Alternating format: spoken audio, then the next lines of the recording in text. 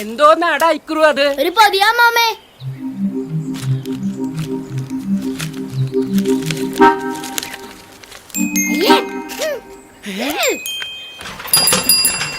ഇതാരാ വിഷക്കോര് ഇവിടെ കൊണ്ടുവച്ചേ? അറിയത്തില്ല ചേട്ടത്തി, എന്നതാ ഇത്? മിണ്ടാതിരിടാ. എന്നാലും ഇതിനും മാത്രം ധൈര്യമുള്ളവന്മാരുണ്ടോ നമ്മുടെ നാട്ടില്? ഞാൻ കാലത്ത് ലോനപ്പേട്ടന്റെ അവിടെ പാല് കൊടുക്കാൻ പോകുമ്പം ആ ബേക്കറി മത്തായി ഇവിടെ കിടന്ന് പരുങ്ങുന്നുണ്ടായിരുന്നു. ഇനി അങ്ങേരായിരിക്കുവോ? അവനല്ല. അമ്മച്ചിയെ ഈശോമിശിഹായ്ക്ക് സ്തുതിയായിരിക്കട്ടെ. അതെന്താണ് ഒരു സ്വർണ്ണ പൊതി? ഓർക്കോ, ഓർക്കറച്ചി ആമെങ്കിൽ കൂർക്കിട്ട് വെച്ചാ മതി.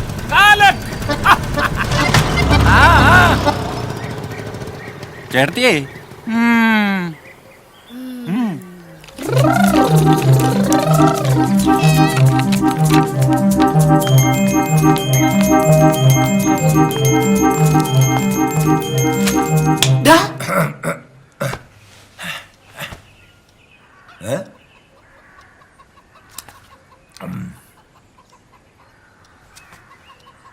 എന്നാന്ന് മനസ്സിലായില്ലേ? എന്നാലും ബേക്കറി മത്തായി ഇത് എപ്പോയിട്ട് കെട്ടിപ്പൊതിഞ്ഞവിടെ കൊണ്ട് വെച്ചു. എന്നിട്ട് മത്തായി ചേട്ടത്തിയോട് ചോദിക്കുവാ പോർക്കിറച്ചിയാണോന്ന്. കൂർക്ക ഇട്ട് വെച്ച് തിന്നോളാൻ. അവന് ഞാൻ തീറ്റിക്കാം. ഇവിടെ വിഷക്കോലെ 2 തേക്കുണ്ടല്ലോ ഇങ്ങോട്ട് പറിച്ചേടാ.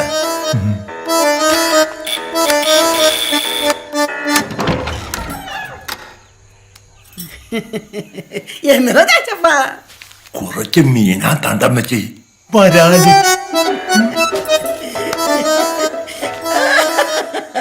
കൊടംപുളിയിട്ട് വെച്ചാ മതി, കലക്കും. കാലിന്ന് പിടിച്ചതായിരിക്കും അല്ലേടാ? അല്ല, കാക്കൂസൊന്ന് ചൂണ്ടയിട്ട് പിടിച്ചതാ. എടി ത്രേസിയേ, അടപ്പിന് ചാര ഇരിപ്പുണ്ടോടി? വരാലാകുമ്പോൾ ചാര വിട്ട് പിടിച്ചില്ലേ തോന്നി ശരിക്കും ഉരിഞ്ഞു പോരത്തില്ല. എവിടുന്നാ അമ്മച്ചി വരാല? അങ്ങനെ ചാച്ചപ്പം കൊണ്ടുവന്നതാ. നീ കുറച്ച് കുഴപ്പമില്ല വെള്ളത്തിലിട്ടു.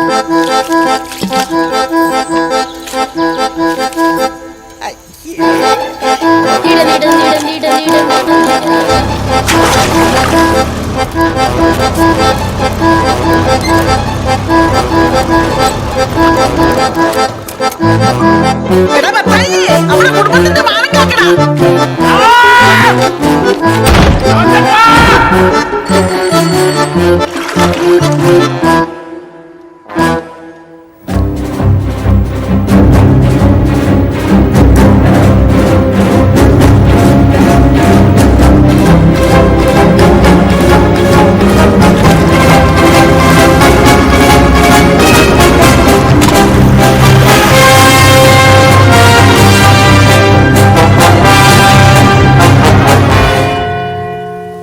എന്താ പറ്റിയത്? ഈ തെണ്ടി എന്റെ വീട്ടിൽ തീറ്റ കൊണ്ടുവന്നിട്ടു.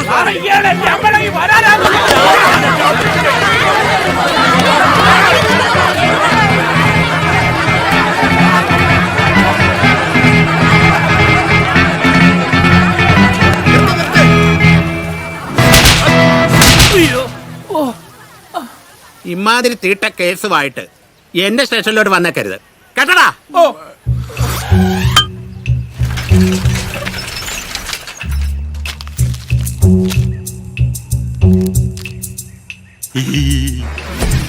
ഇതും ഈ നാട്ടിലെ കഥയാണ്. എന്നാൽ ഈ നാടിന്റെ കഥ ഇതല്ല.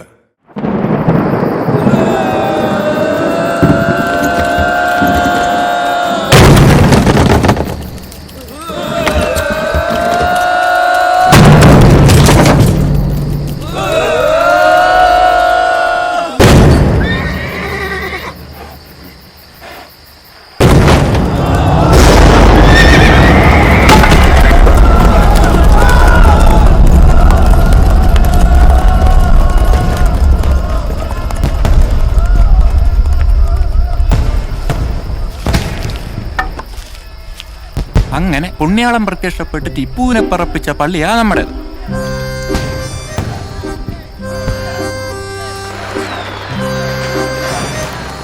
അവരിങ്ങെത്തി.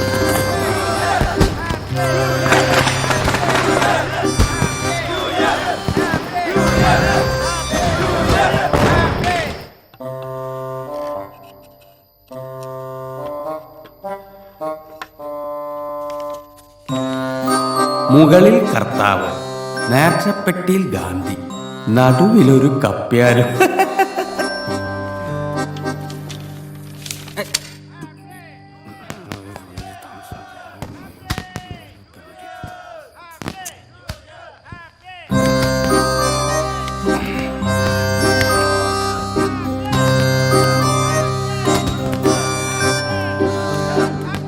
തുറക്കാം.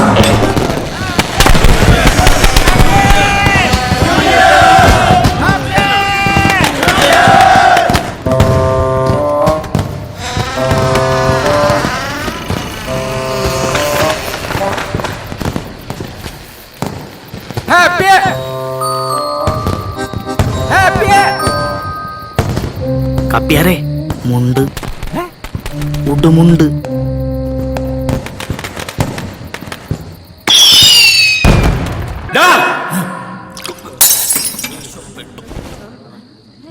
എങ്ങോട്ടാണ് നീ നോക്കുന്നത്? നിന്നെ തന്നെ. നീ തന്നെ എഴുന്നേക്കടാ, ഇറങ്ങടാ വഴിന്ന്.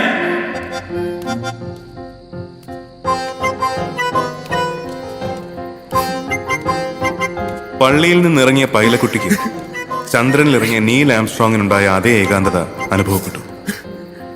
ആമേൻ.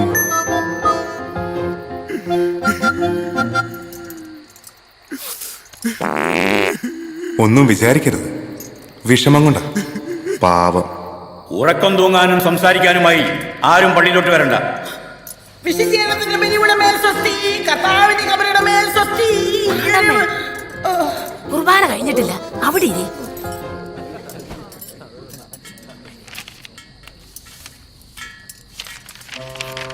സോളമൻ ഇവിടെ വന്നില്ലേ?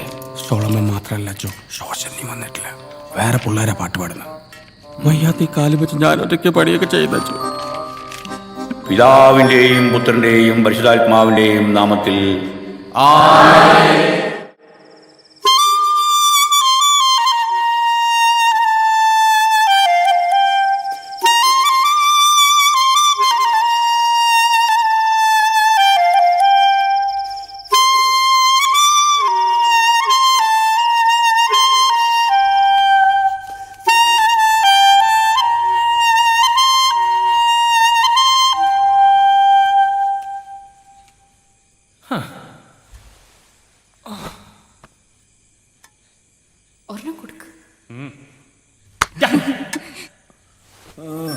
എന്താ അപ്പച്ച ഉറങ്ങാനും സമ്മതിക്കില്ല. ഈ ഇടവകയിൽ ഒരു ഒറ്റ കുഞ്ഞു മനുഷ്യനും ഇല്ലാതെ പള്ളിക്കകത്താ. ചാളിയിൽ ഇറങ്ങി കിടക്കുന്ന പന്നിയെ പോലെ നീ ഇവിടെ ഇങ്ങനെ പൂണ്ടി കിടക്കുക. പല വട്ടം നിന്നോട് പറഞ്ഞിട്ടുള്ളത് അങ്ങനെ കിടക്കരുതെന്ന്. എനിക്ക് പനിയായിട്ടില്ല അപ്പച്ച. വേസിമാലൊക്കെ ആ കാപ്പിൻ കൊടുത്തേക്ക്. ഇതങ്ങ് കുടിച്ചേച്ച് പള്ളി ചെന്ന് കുർബാന കൂടെ. നീ പേടിക്കണ്ടടാ, ഇത്തവണ നിന്നെ ഒരെണ്ണം ഉണ്ടെങ്കിലും വായിപ്പിക്കും. ഇതെന്നാന്നേ കുത്തിക്കൊള്ളുന്നേ? ഓ, അതിന്റെ ചെറകാപ്പച്ച. നിനക്കിതൊന്ന് വെട്ടി നിർത്തിക്കൂടെ?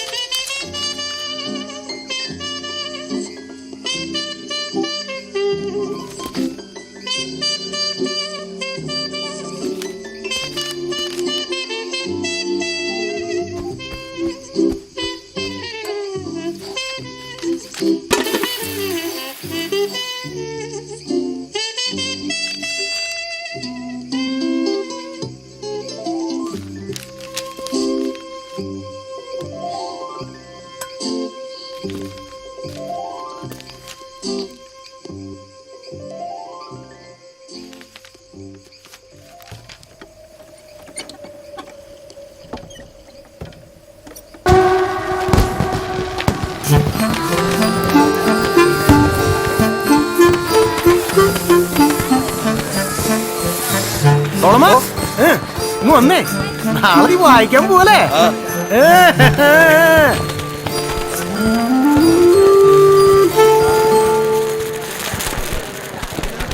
ഇച്ചായ പള്ളിയിലോട്ട് ഇറങ്ങാൻ നേരം ഞാൻ വിളിച്ച് എഴുന്നേപ്പിച്ച് പോന്നതല്ലേ?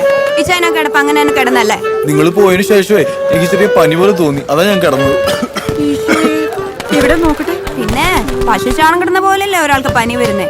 ഇതേ പുളിവാറെല്ലാം ചന്തിക്ക് നല്ല അടി കിട്ടാത്തതിന്റെ പനിയാ. അല്ലേലും മേലാണെങ്കിൽ പണിയെടുക്കണ ദിവസം ഇച്ചായനൊരു പനി ഉറപ്പാ. അപ്പച്ചനും മാലാമാരും കൂടെ വന്ന് ചുക്കാപ്പ് ഇട്ടാ ചെന്നെ വിട്ടത്. അയ്യോ, വീട്ടില് കാപ്പിപ്പൊടിയും പഞ്ചാരയും തീർന്നിരിക്കാണല്ലോ. അതെങ്ങനെയാ പിന്നെ അപ്പച്ചൻ കാപ്പി ഉണ്ടാക്കണേ?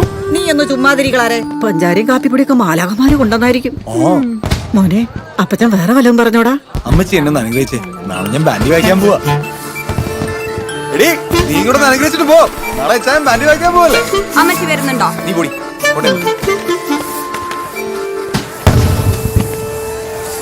എന്റെ പുണ്യാള, ഒരാൾക്കൂട്ടത്തിന്റെ മുമ്പിൽ ആദ്യമായിട്ട് വായിക്കാൻ പോവാ. കൈ വിറയ്ക്കാണേ, ഒന്ന് കൂടെ നിൽക്കണേ.